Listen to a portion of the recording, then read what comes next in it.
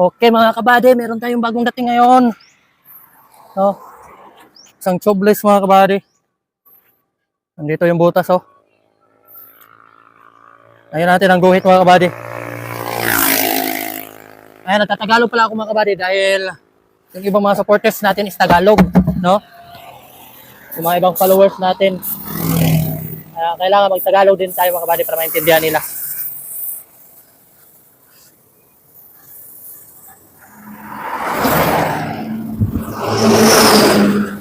Medyo mainit-init kunti mga kabady.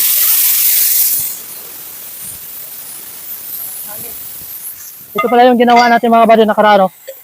Telescopic ng XRM to mga kabady. Yan o. Kaya matibay, hindi siya maano kasi telescopic. Dito natin ng mulye no, para gumanda. Okay mga kabady, wala nang hangin kaya simulan na natin. Medyo matirik yung araw mga kabady. Mainit-init. Ganun talaga mga kabady, no? Forward!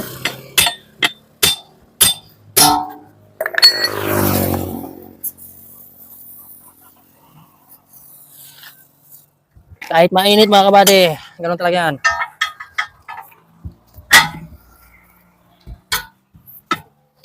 Laban lang mga kabady.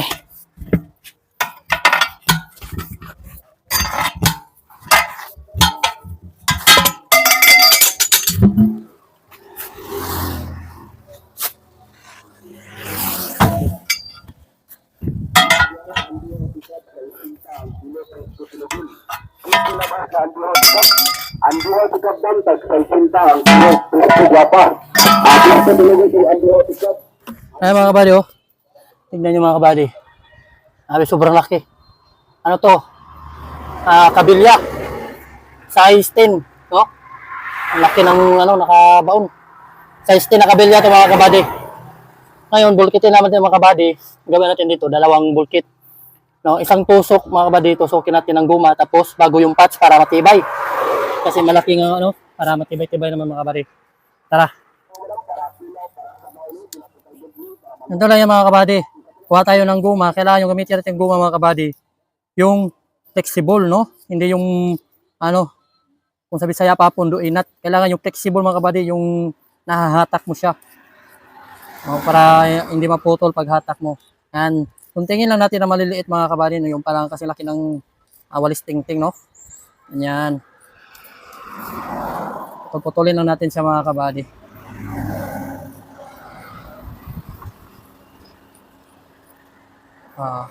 Maganda yung guma mga kabady lagay natin.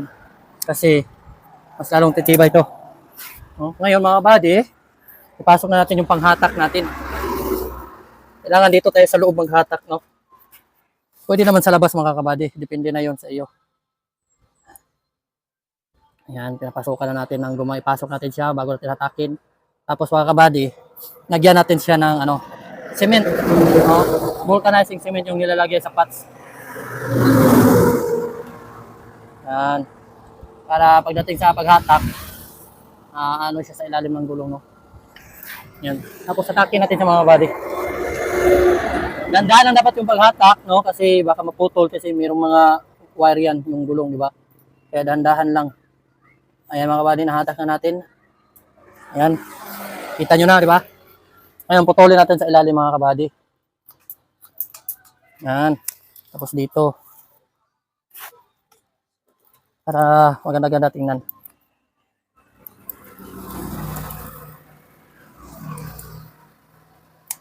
Ngayon mga kabady, tapos natin tusukin. Pangalawang step natin is yung vulcanize naman sa pots, no? Yan, bulkitin na naman natin sa pots mga kabady. No? Linisin natin yung ilalim. Noon talaga para mas matibay yung kapit ng bulkit nyo. No? Tapos, yung ilalagay natin dyan mga kabady, itong quick na PP5. Malaki ito mga kabady. Pwede rin yung MC16. You know? Pero, kaya lang to sa PP5 mga kabady, no?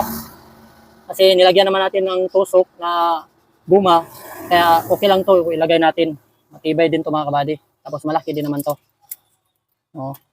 Pero pag malakihan na talaga yung butas mga kabady, gumamit na tayo ng MCX10 or MCX12. Depende sa laki din ng butas. Yun mga kabady, sobrang tibay talaga din nun kasi may ply yun, no? Pag yun ang gagamitin natin. Ayan. Paglagyan natin sa patch mga kabady, gumamit tayo ng roller. Roller ito mga kabady, no? Para i-press yung patch natin, no? Ikot-ikot yan mga kabady. No, parang ididiin natin para dumikit yung patch natin. Ganun lang naman kadali mga kabady mag-vulcanize, no? Hindi naman pabilisan yan. Sa pag-vulcanize mga kabady, mahalaga is natatrabaho mo ng maayos yung gulong para naman masatisfied yung ating customer. No, ganun yung mga kabady. Ayan. Roller lang tayo ng roller mga kabady. Pagkatapos mga kabady, yun, tanggalin na natin to. Yan, tapos na tayo mga kabady. Pwede natin ibalik yung gulong, no?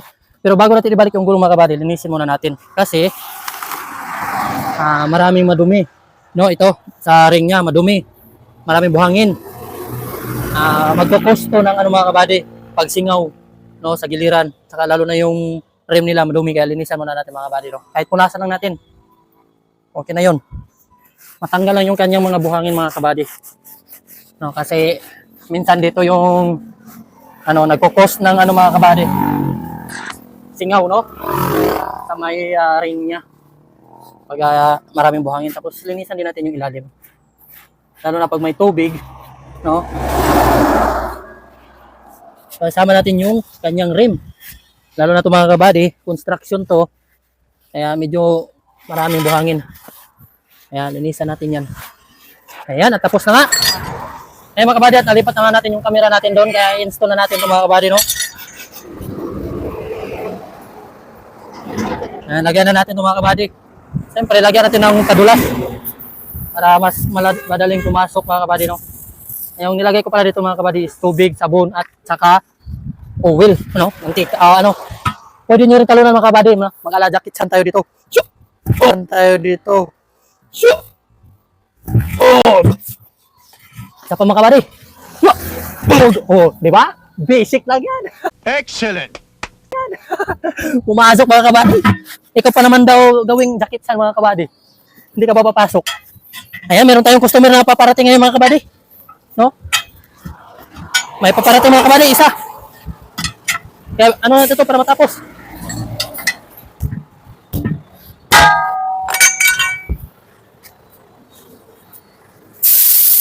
Oy, customer pala natin ito mga kabady. Ito pala yung nag-trending din.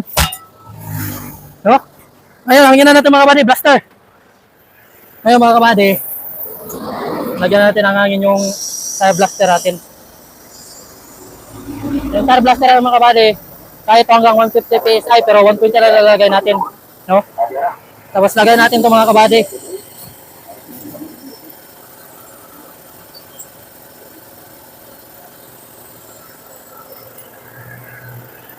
Five minutes later. Hindi na mga kabady.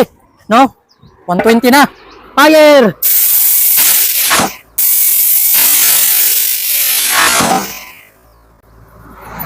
Ayun. Isang pihit lang mga kabady. Pasok agad. Diba? Sobrang lakas mga kabady. No?